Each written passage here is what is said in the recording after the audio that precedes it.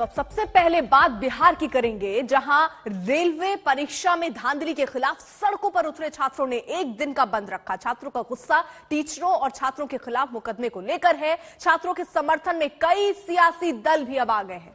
RJD और पप्पू यादव की जन अधिकार पार्टी खुलकर बंद के समर्थन में आ गई है। सरकार को समर्थन देने वाले जीतन राम मांझी और साहनी भी अब बंद के पक्ष में खड़े नजर आ रहे हैं। तो अब ये छात्रों का रण जो है वो इस बाबत बढ़ता जा रहा है क्योंकि केस दर्ज हुए हैं उन छात्रों को लेकर जिन्होंने प्रदर्शन किया, उन टीचर और शिक्षकों पर जिनके ऊपर यह आरोप लगा कि उन्होंने छात्रों को भड़काया है। और अब छात्र इस बात से नाराज हैं कि उन छात्रों पर आखिरकार क्यों एफआईआर दर्ज हुई, उन टीचर्स पर एफआईआर क्यों दर्ज हुई। और इसी को लेकर अब छात्र सड़कों पर हैं और बिहार बंद का आह्वान किया, जिसको कई राजनीतिक दलों का समर्थन भी अब हासिल हुआ है। 4 तस्वीरें रख रहे हैं हम आपके सामने, हाजीपुर, वैशाली, समस्तीपुर और खगड़िया की ये तस्वीरें, जहां पर देखिए लोग सड़कों पर हैं, विरोध प्रदर्शन कर रहे हैं, हाथों में झंडा थामे नारे लगाते हुए। इसमें से कई राजनीतिक दल भी हैं जो अब सड़कों पर छात्रों के समर्थन के लिए उतरे हैं। लेकिन इस बीच अपील भी की जा रही है छात्रों से कि शांतिपूर्ण तरीके से ही प्रदर्शन करें। लेकिन अब जो राजनीतिक दल हैं वो भी इस मुद्दे को जोर शोर से उठाने की कोशिश में सड़कों पर उतरी हैं और जमकर वो भी विरोध प्रदर्शन दर्ज करा रही हैं। और ये विरोध अब इस बात को पीछे छोड़ दिया कि किस तरीके से ये धांधली हुई या उसको लेकर, अभी फिलहाल विरोध छात्रों का इस बात को लेकर ज्यादा है कि छात्रों पर एफआईआर दर्ज क्यों हुई, टीचर्स और शिक्षकों पर एफआईआर दर्ज क्यों हुई। इसी को लेकर बिहार बंद बुलाया गया है। अब देखिए इसका आयोजन जो है वो ऑल इंडिया स्टूडेंट एसोसिएशन ने किया और इसके समर्थन में आरजेडी, जन अधिकार पार्टी, हिंदुस्तानी आवाम मोर्चा और विकासशील इंसान पार्टी, ये पार्टियां अब समर्थन कर रही हैं। और समर्थन का तरीका इनका भी वही है जो छात्र कर रहे हैं, सड़कों पर उतर रहे हैं, प्रदर्शन कर रहे हैं, नारेबाजी कर रहे हैं।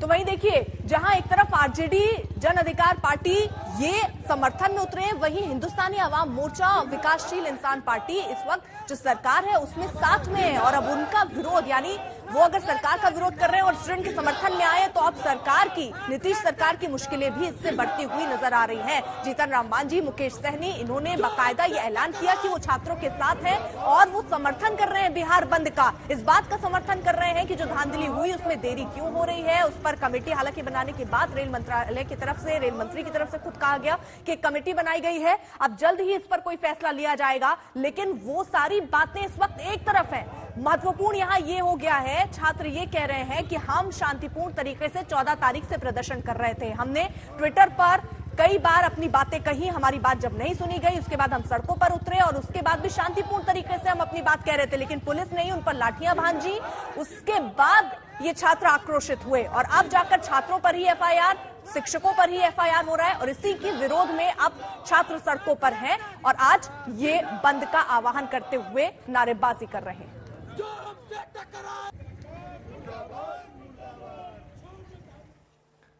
पप्पू यादव बैनर पोस्टर के साथ खुलकर छात्रों के साथ आ गए हैं और सुनिए कल रात वो छात्रों से क्या बोल रहे थे, जरा सुनिए। तब फिर आप किसी चीजों का एक मूव हुआ, या हम बढ़े और फिर हम रुक गए, या हम बैक हो गए, तो फिर हमारी हिम्मत टूटती है। तो इसीलिए अब आपको रेस्पेक्ट भी लोग दे रहा है, कर भी रहे हैं, आप इस तरह की चीजों को आप करेंगे भी तो आप लोगों से, भाई हैं आप लोग, मेरे बेटे की तरह, आप लोगों से एकदम ये है कि हिंसा एकदम नहीं थी। 6 बजे तक स्टेशन पर सब लोग चुपचाप थे, आप तो 6 बजे के बाद मारना शुरू किए, रात में 8 बजे के बाद, दूसरे दिन भी आप रात में मारना शुरू किए, घुस के मारे। आप लोग जहाँ हैं, जिस लॉज में, जिस रूम में हैं, सभी लोग आप लोग को साइंस कॉलेज से एकदम एहसास करा देना है, ये चैनल वाले को, हम लोग मरने वाले हैं, लड़ने वाले हैं, मारने वाले नहीं हैं। और यहाँ पूरी दुनिया कल आपको वाच करेगी और आपकी भूमिका को वर्ल्ड देख रहा है। और अब अपने इस बयान के बाद पप्पू यादव ने आज तक से खास बातचीत में छात्रों से अपील की कि वो बंद में शामिल ना हो। उनसे बात की आज तक संवाददाता रोहित कुमार सिंह ने। पप्पू यादव इस वक्त हमारे साथ हैं, बात करते हैं। पप्पू जी, छात्रों ने क्या इस जो आंदोलन से वापस हो गए ऐसा लग रहा है, क्योंकि खान सर ने कल अपील की छात्रों से। कौन है खान सर? वो एक गुरु हैं, उनको मैंने पहले भी हमेशा हम कहते रहे, आप सर्टिफिकेट कैसे दे सकते हैं प्राइम मिनिस्टर और रेल मंत्री को? रेल मंत्री 2 दिन पहले आकर के उन्होंने खुद ही कहा क्या ऑब्जेक्शन है मेरा? आपने कहा दिया रेल मंत्री को जानकारी तक नहीं है, और आपकी ऐसी क्या मजबूरी पड़ी? आप तो बिहार में है नहीं, और जब आप पहले कह रहे हैं कि मैं कहीं नहीं हूं आंदोलन में, तो फिर आपने वीडियो जारी कैसे किया? और जब मैं इस बात को लेकर के पहले भी कहा कि शिक्षक पर जो केस हो रहा है वो बिल्कुल गलत है, पहले आप हम पर करो और हमारी गिरफ्तारी करो, और उसके बाद यही कोचिंग वाले और रेलवे वाले कह रहे थे कि चेयरमैन और रेलवे वाले कह रहे थे कि ये कोचिंग वाले उस्काते हैं, कोचिंग वाले को 7 लाख 7.5 लाख उनको लगता है। आप कैसे कह दिए कि 3.5 लाख के लगभग सुशील मोदी स्वयं भू भगवान है, हमारे वो भाई हैं, उनको पता है 3,65,000 की वो बात कर रहे हैं। आप पहले उनको ये समझाइए कि आप 5 एग्जामिनेशन को एक में आपने डाल दिया, यदि उसमें बड़े संख्या में सभी जगह 2, 3, 4, 5 करके आ गया तो हम तो 2.5 के नीचे रह जाएंगे। एक दूसरी चीज, मेंस के समय ही आपने किसने आपको कहां से, जब वैकेंसी निकलती है तो आप संशोधित नहीं कर सकते, आप उस प्रस्तावना को फिर से कैंसिल कर सकते हैं। यह भारत सरकार का गाइडलाइन है, मेरा गाइडलाइन नहीं है। तो अब देखिए, कुल मिलाकर ये जो आक्रोश है वो बढ़ता हुआ ही नजर आ रहा है, और अब राजनीतिक दल भी खुलकर समर्थन पर नजर आ रहे हैं। बढ़ रहे आगे। मेरठ दौरे से पहले सीएम योगी ने एक बार फिर जिन्ना और पाकिस्तान पर अखिलेश यादव को घेरा। उन्होंने कहा कि वो जिन्ना के उपासक हैं और हम सरदार पटेल के पुजारी हैं। वो पाकिस्तान को मानते हैं और हम मां भारती को पूजते हैं। तो यहां पर एक बार फिर से जो ये पूरा विवाद है ये जिन्ना के ही इर्द गिर्द घूमता हुआ, क्योंकि बाकायदा मुख्यमंत्री योगी आदित्यनाथ इस बात को लेकर निशाना साध रहे हैं, और वो कह रहे हैं कि अखिलेश यादव तो जिन्ना के उपासक हैं, हम सरदार पटेल के पुजारी हैं, उनको पाकिस्तान प्यारा है, हम मां भारती पर जान न्यौछावर करते हैं। तो बाकायदा ट्वीट के माध्यम से या फिर जब रैलियों में जा रहे हैं तो कई बार सीधे तौर पर किसी को निशाने पर ले रहे हैं। तो समाजवादी पार्टी और अखिलेश यादव को एक बार फिर से घेरते हुए मुख्यमंत्री योगी आदित्यनाथ।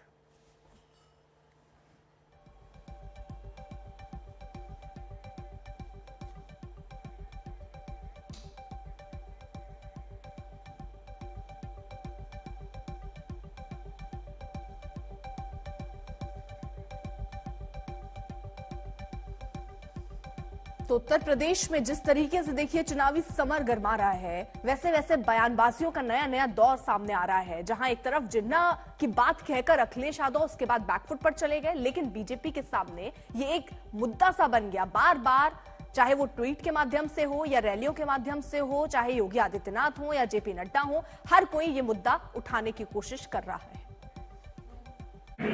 2019 में, 2017 में, 2014 में जब भी हम लोग यहाँ आते थे, 17 और 14 में एक ही शिकायत हमें सुनने को मिलती थी कि बेटियां स्कूल नहीं जा पा रही हैं क्योंकि पेशेवर गुंडे कब न जाने उस बेटी को जीवन के साथ खिलवाड़ कर ले। अब हम लोगों ने संकल्प किया था अगर वैसे दुर्योधन प्रशासन पैदा हो गए हैं तो इनको ठीक करना आवश्यक होगा। और तब 2017 में जब जनता जनार्दन का आशीर्वाद प्राप्त हुआ था तो प्रदेश सरकार ने इसके लिए एक व्यवस्थित कार्य योजना प्रारंभ की थी। आज उसका परिणाम हम सबके सामने देखने को मिल रहा है। समाजवादी पार्टी और उसके सहयोगी दल जबरदस्त बहुमत हासिल करने जा रहे हैं और 10 मार्च को उत्तर प्रदेश से बाबा जी की विदाई और अखिलेश का सत्तारूढ़ होना तय है। पश्चिम उत्तर में एक सीट नहीं मिल रही कहीं बीजेपी को, नॉट वन, खाता नहीं खुलेगा, यू विल सी। तो यूपी में चुनावी घमासान तेज है। आज बीजेपी अध्यक्ष जेपी नड्डा शाहजहांपुर में मिशन यूपी को आगे बढ़ाएंगे। जेपी नड्डा पहले कार्यकर्ताओं से संवाद करेंगे और फिर घर घर जाकर प्रचार करेंगे। सीएम योगी आज पश्चिमी यूपी के मेरठ में डोर टू डोर कैंपेन करेंगे। मेरठ में अखिलेश और जयंत भी हुंकार भरेंगे, लेकिन इससे पहले दोनों एक साथ मुजफ्फरनगर में साझा प्रेस कॉन्फ्रेंस करेंगे। वहीं अमित शाह उत्तराखंड में प्रचार को धार देंगे। अमित शाह पहले रुद्रनाथ मंदिर में दर्शन करेंगे और फिर घर घर जाकर वोट मांगेंगे।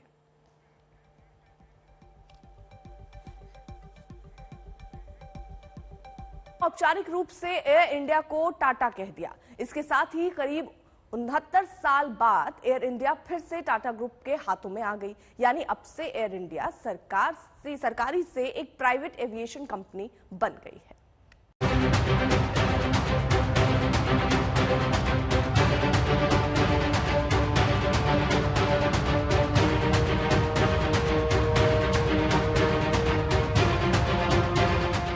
आज एयर इंडिया तन मन और धन से पूरी तरह टाटा की हो गई। एयर इंडिया को खरीदने की प्रक्रिया पिछले कुछ महीनों से चल रही थी, लेकिन आज ऑफिशियली एयर इंडिया भारत सरकार से टाटा ग्रुप के पास आ गई। एयर इंडिया के हैंडओवर से पहले आज टाटा सन्स के चेयरमैन एन चंद्रशेखरन ने प्रधानमंत्री नरेंद्र मोदी से मुलाकात की। खुद प्रधानमंत्री कार्यालय से इस बात की जानकारी इस ट्वीट के जरिए दी गई। आज जो एयर इंडिया की जो विनिवेश प्रक्रिया आरंभ हुई थी वो आज समाप्त होती है। उसमें जो सक्सेसफुल बिडर टैलिस को दिया गया था, शेयर परचेज एग्रीमेंट जो साइन हुआ था, उसके हिसाब से सभी जो कंडीशंस हैं उनको फुलफिल करते हुए जो आज कंसिडरेशन अमाउंट 2,700 करोड़ का शेयर प्राइस के लिए और 15,300 करोड़ डेट रिटेंशन के लिए, इसके बाद भारत सरकार ने अपने 100% शेयर्स टैलिस के नाम कर दिए हैं और वो अब नई मैनेजमेंट में है। भारी कर्ज के बोझ से दबी एयर इंडिया को बेचने के लिए केंद्र सरकार पिछले कई साल से कोशिश कर रही थी।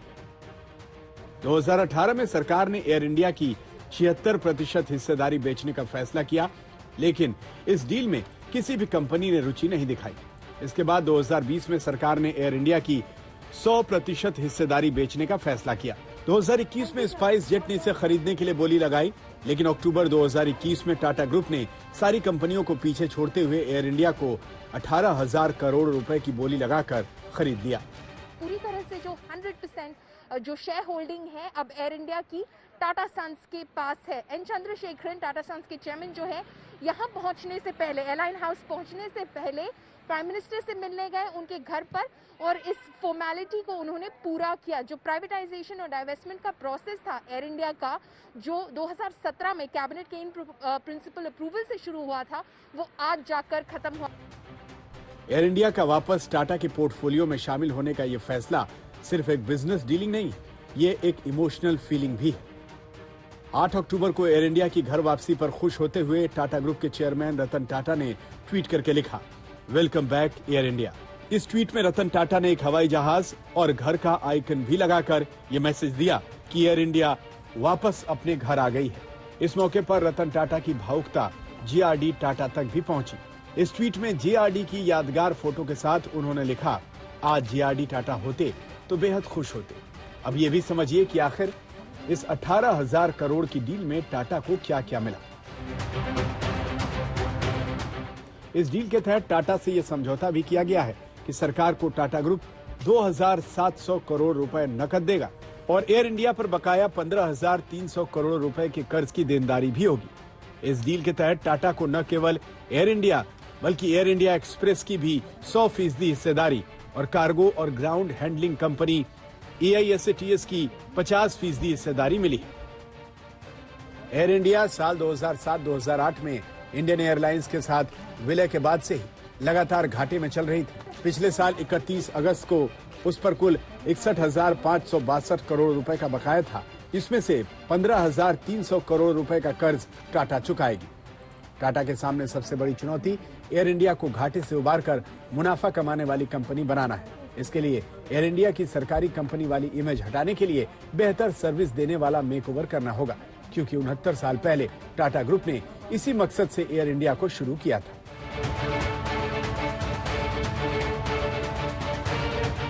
We're totally delighted that this process is complete and very happy to have Air India back in the Tata Group. We look forward to working with everyone to create a world-class airline. Air India के सामने सबसे बड़ा challenge ये है कि पिछले एक दशक के दौरान इंडियन एविएशन मार्केट में एयर इंडिया ने अपना हिस्सा और भरोसा बहुत तेजी से गंवाया है। एयर इंडिया भी इंडियन एविएशन मार्केट में 11% की हिस्सेदारी के साथ तीसरे नंबर पर है। पहले नंबर पर इंडिगो 48% हिस्सेदारी और दूसरे नंबर पर स्पाइस जेट 16% हिस्सेदारी के साथ एविएशन बाजार पर पकड़ बनाए हुए।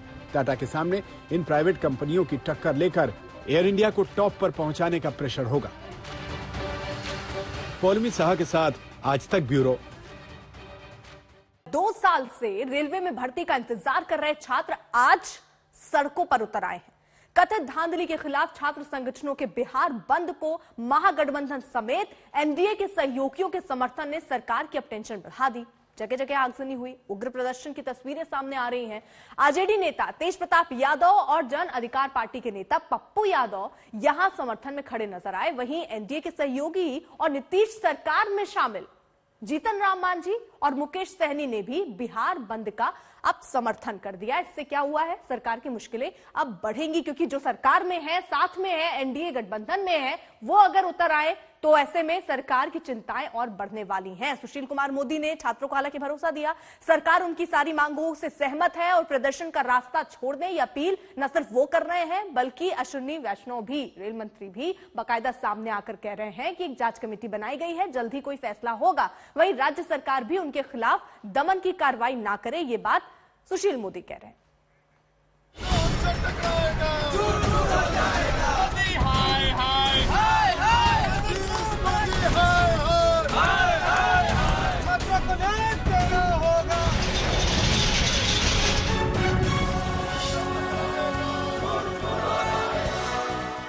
न रेल मंत्री की कमेटी बनाकर रिपोर्ट देने के आश्वासन का असर हुआ, न उस अपील का जिसमें छात्रों की सभी मांगों पर केंद्र सरकार की सहमति का भरोसा दिया गया।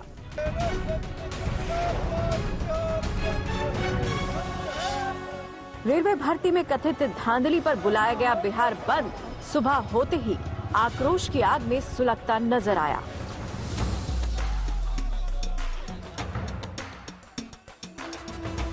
बिहार में महागठबंधन समेत एनडीए के सहयोगी दलों के समर्थन ने आंदोलन की आग में घी का काम किया।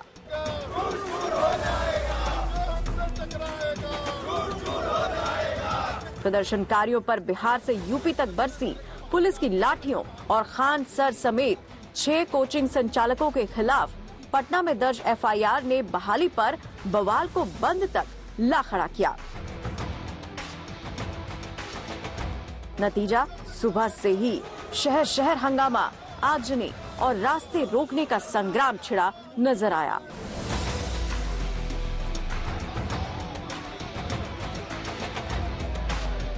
पटना में NH-31 पर गांधी सेतु के करीब छात्रों ने सुबह का इंतजार नहीं किया। यहाँ पप्पू यादव के समर्थक छात्रों ने देर रात से ही सड़क पर आगजनी कर विरोध दर्ज करना शुरू कर दिया।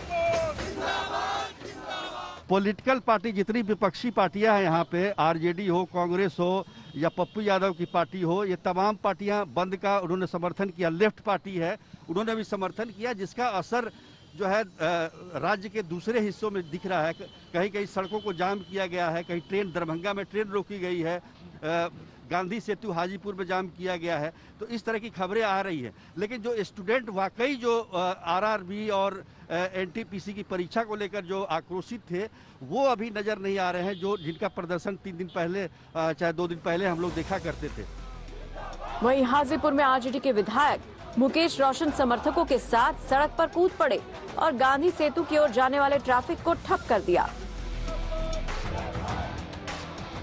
खान सर के नाम से मशहूर यूट्यूबर और कोचिंग संचालक के खिलाफ पटना प्रशासन ने छात्रों को उकसाने के आरोप में एफआईआर दर्ज की।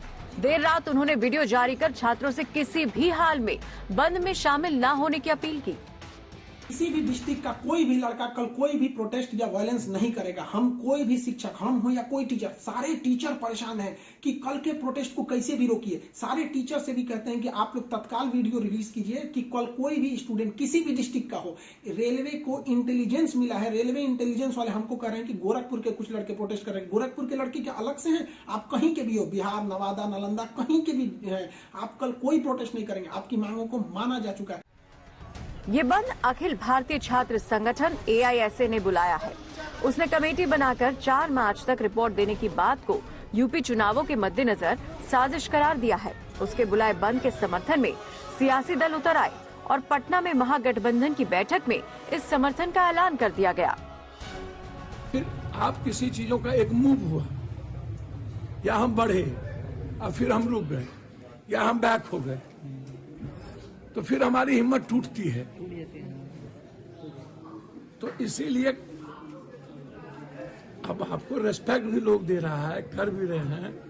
आप इस तरह की चीजों को आप करेंगे भी, तो आप लोगों से भाई हैं, आप लोग मेरे बेटे की तरह। आप लोगों से एकदम ये है कि हिंसा एकदम नहीं थी। आप देख सकते हैं किस तरीके से अब राजनीतिक दल जो है इस पूरे बंद में सक्रिय नजर आ रहे हैं। सुबह से भी हाजीपुर में देखिए, वहां पप्पू यादव की पार्टी के लोगों ने हंगामा किया।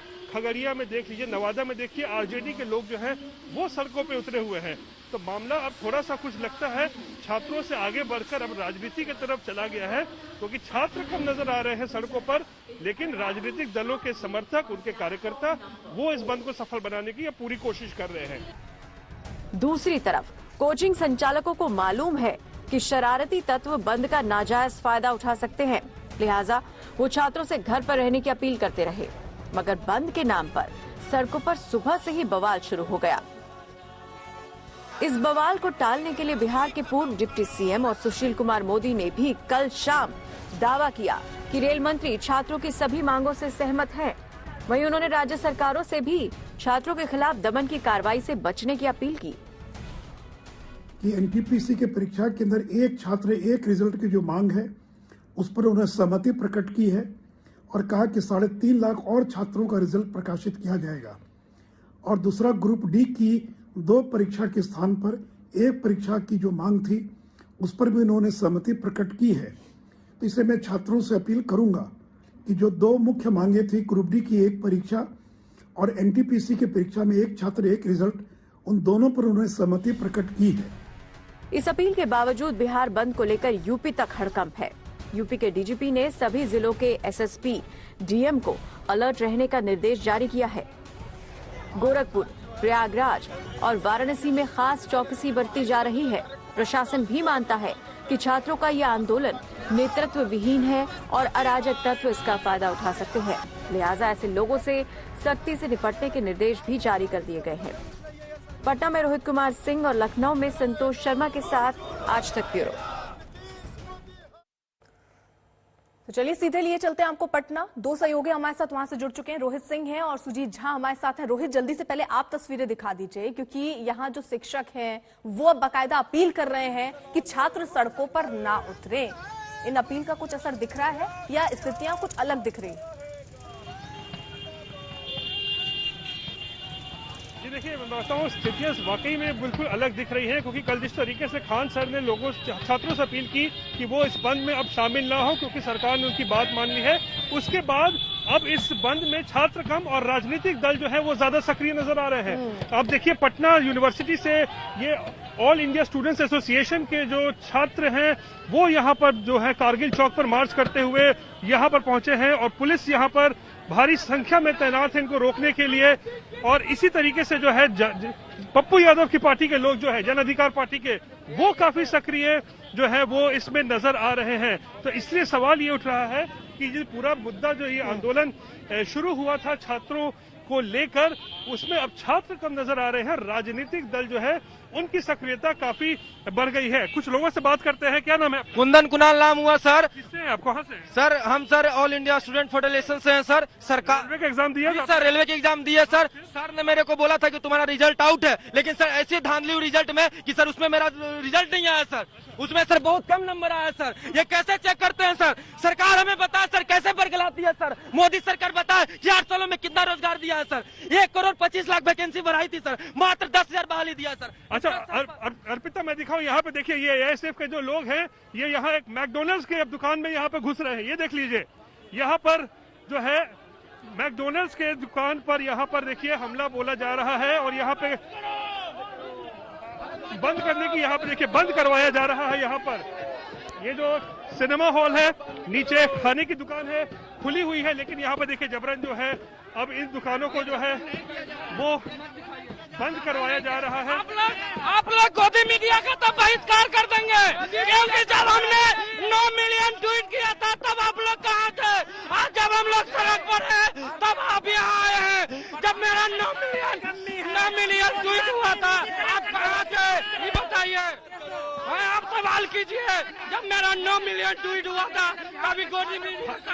खान सर ने आप लोगों को बोला कि अब आंदोलन नहीं करना। खान सर सुशील मोदी के दबाव में वीडियो बनाया है, ठीक ना? खान सर सुशील मोदी के दबाव में वीडियो बनाया है, सुशील मोदी के दबाव में खान सर अपना। तो यहाँ पे देख सकते हैं छात्रों का जो है वीडियो पुलिस FIR इसलिए दर्ज किया है कि छात्र भयभीत हो, छात्र ऐसे आंदोलन ना करे। जब ये तक उग्र नहीं करेंगे तो सरकार तक बात कैसे पहुंचेगी सर?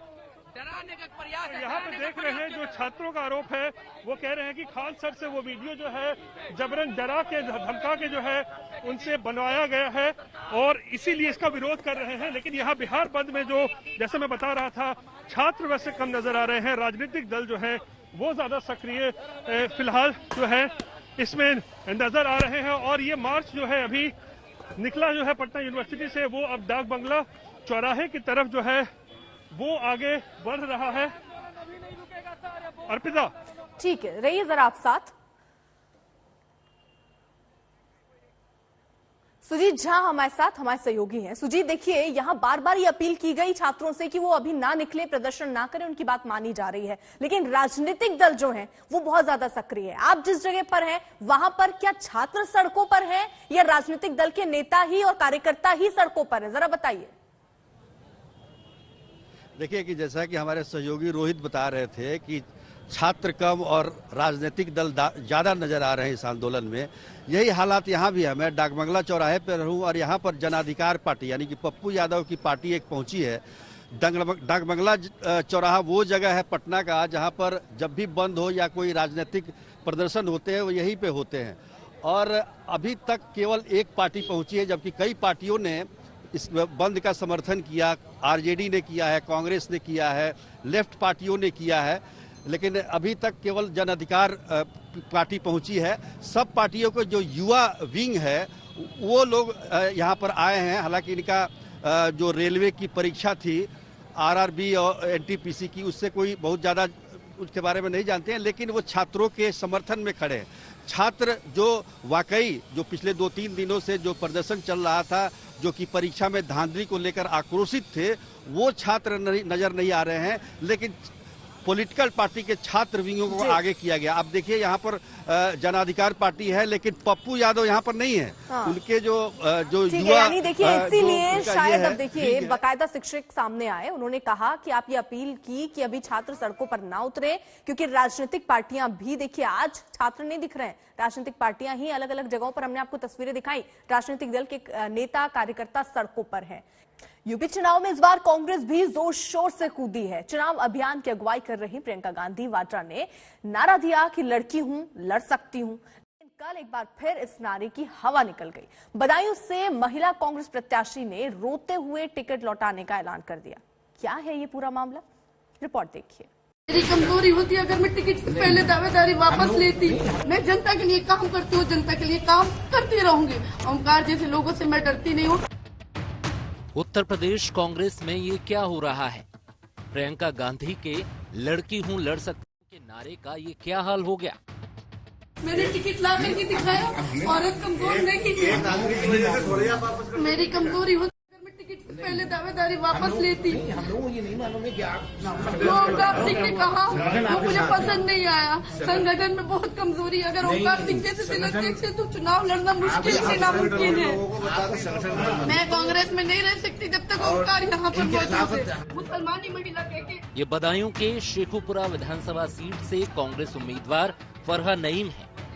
फरहा ने कल प्रेस कॉन्फ्रेंस बुलाकर कांग्रेस के बदायूं जिला अध्यक्ष पर गंभीर आरोप लगाते हुए टिकट वापस करने और कांग्रेस की सदस्यता से इस्तीफा देने का ऐलान कर दिया। इस दौरान वो मीडिया के सामने फूट कर रो पड़ी।